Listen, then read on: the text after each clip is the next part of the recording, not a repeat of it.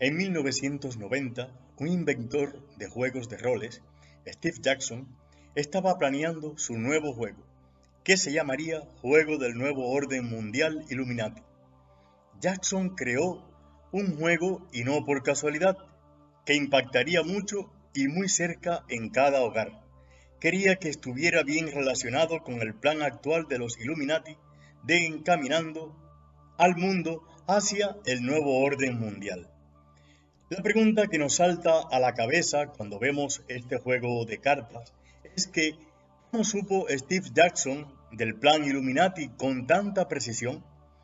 De hecho, parece ser que él conocía el plan tan exactamente que recibió una visita sorpresa del servicio secreto, quienes hicieron lo más que podían para callarlo e impedirle que publicara este juego. Pero la inspiración de las cartas Illuminati no se pueden entender si no se habla de la trilogía de Illuminatus, ya que son sus orígenes. Esta trilogía es un libro publicado en 1975 por Robert Anton Wilson y Robert Shea. Son los autores de esta trilogía que a continuación comentaré un poquito. El prólogo del autor de esta trilogía comenzó con la siguiente afirmación. Leí por primera vez una obra de Robert Anton Wilson a principios de la década de los 90. Era El secreto final de los iluminados. Un ensayo autobiográfico alucinante y divertido que me fascinó. En él, el autor hace referencia a varias de sus otras obras, pero principalmente a la trilogía Illuminatus, 1975, comentando sus métodos de escritura junto a Bob Shea, su coautor. Sus influencias literarias pasan por Joseph, Burroughs, etc. Su parte científica se apoya en Einstein y la física cuántica en general. Psicodélicas están influenciadas por la obra de Leary, Castaneda, etc.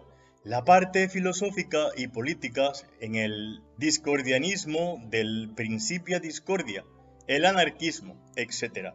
Y el lado místico lo tomó de Crowley, el Zen, etc. Concluye que esta fue su larga travesía para poder publicar dicha novela paquidérmica.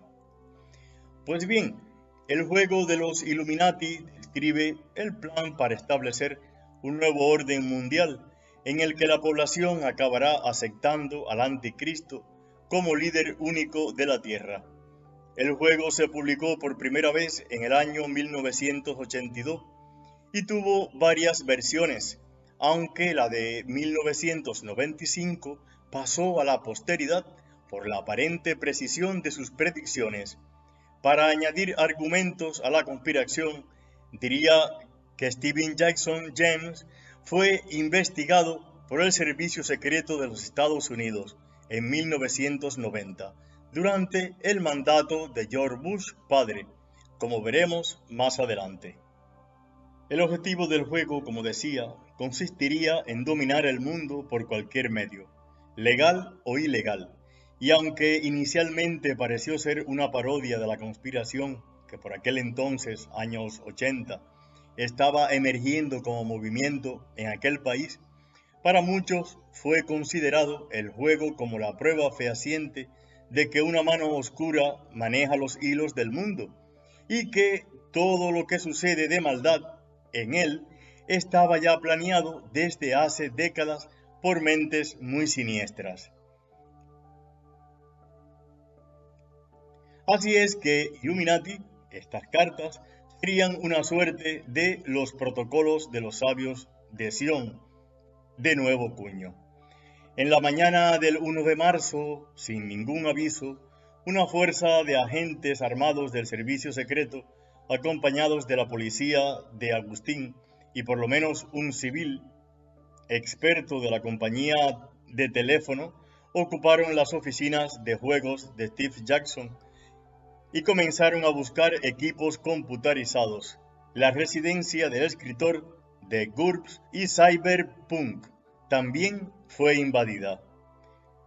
Una gran cantidad de equipos fueron confiscados, incluyendo 4 computadoras, 2 printers láseres, algunos discos duros sueltos y una gran variedad de hardware. Una de las computadoras era la que corría el programa Illuminati BBS. Este acontecimiento, para los más incrédulos de la obra de Steve Jackson, confirmó la veracidad de las cartas y por tanto el que fuera un doble agente. De todas maneras, y como la imaginación humana es tan creativa, existieron otros criterios, como de que por detrás de las cartas estaba la orden de los IHS, surgiendo así las teorías más variopintas, como de que las cartas habían sido liberadas y no por casualidad, y en principio salidas de manuscritos originales de los propios iluminados de Baviera, los cuales son los maestros de todas las conspiraciones.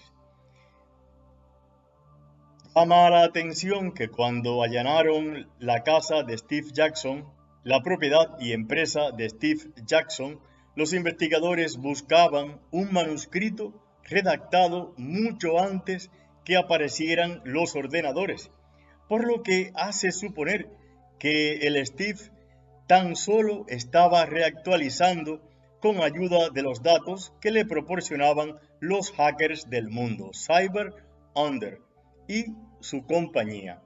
Lo cierto es que la versión del juego de estas cartas Illuminati de Steve Jackson se ha convertido a la larga en el alma mater de la conspiración. Y no porque se trate de un divertidísimo juego solamente de culto con 20 años de éxito y reediciones a sus espaldas, no, sino que también porque, según los amantes de las conspiraciones, la edición de 1995, el original, se remonta a 1982, la cual contiene oscuras premoniciones y refleja una siniestra hoja de ruta. Casualidad o no, el que le da un repaso a las cartas comprobará con tan solo analizarlas un poco que o bien su creador era un profeta y también iluminado que conocía el destino de la humanidad, de futuros atentados, catástrofes no tan naturales, pandemias y crisis económicas, o era un doble agente del gobierno profundo de las sombras, para ofrecernos un mensaje con diversos fines y propósitos, aunque desde luego siempre muy oscuros por donde quiera lo miraras. Partiendo del principio del juego Illuminati de estas cartas, estas recrea en la mesa de juego una disputa de una serie de grupos secretos para controlar el mundo. Eso lo tenemos claro, pues es la dinámica del juego, el cual pasa por manipular la historia del planeta Tierra a su antojo, cometiendo toda suerte de atentados, de falsas banderas y asesinatos, tergiversando así a los medios de comunicación. Pero para comprender mejor este juego, recomiendo, como ya he dicho, la trilogía Illuminatus de Robert Shea y Robert Anton Wilson, una saga inédita aquí en España y que aún se cita en las últimas versiones del juego. Illuminatus es una saga satírica sobre el mundo de las conspiraciones, llena de grupos ultrasecretos masónicos que nos manipulan, creando guerras y epidemias, teorías de la conspiración como la Tierra hueca, alienígenas, reptilianos, etc. Así que todo parece indicar, queridos amigos, y esta es la explicación quizás más racional de la obra de cartas de Steve Jackson, que él toma mucho de las ideas que se vierten en esas novelas o trilogías e intenta finalmente hacer una reducción o síntesis de todas esas teorías. El problema y la interrogante está en que en su juego de cartas se mueven entre lo ambiguo y controvertido, ya que aciertan muchas veces por casualidad, pero otras no. Y las que aciertan son también muy discutibles para los más escépticos, pero para sus fans y seguidores, muchas de las ilustraciones que se ven en el juego son hechos similares y evidentes que están pasando y por tanto acontecimientos que estaban por llegar.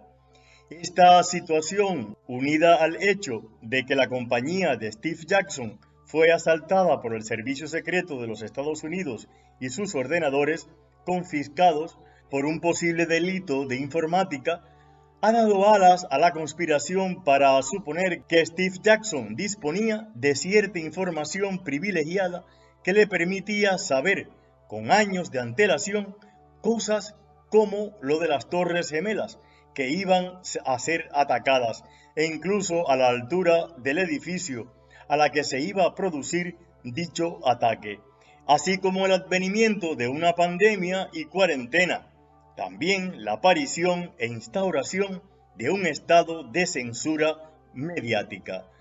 Otras teorías más atrevidas afirman, y sin pelos en la lengua y con gran desparpajo, que las cartas las editaron los mismos Illuminati bajo el seudónimo de Steve Jackson, por lo que se deduce que a estos que mueven los hilos poco les importaba revelar públicamente su agenda conspirativa, ya que el hecho de que tú lo sepas no les supone una amenaza.